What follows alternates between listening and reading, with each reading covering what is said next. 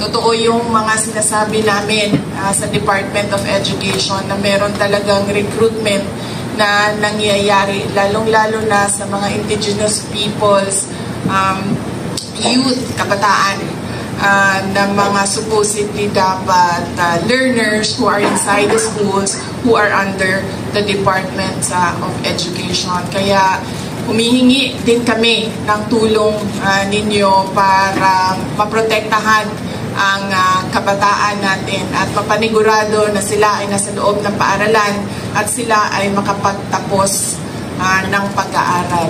Hindi dahil Davao Region ay na-declare na insurgency free ay wala na tayong problema.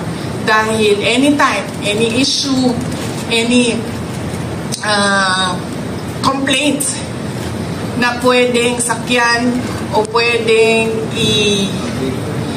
i-utilize ng CPP, NPA, NDF na grupo dyan sa ating mga communities can spark movements again sa kanila, yun nga, sa ilahang kalihukan. Mo nang kinahanglan nga dunay ingani na mga avenues, joint meetings of ARPOC and RDC wherein we can discuss kung ano ba yung dapat natin gawin na maprotektahan ang kapayapaan natin dito sa ating region.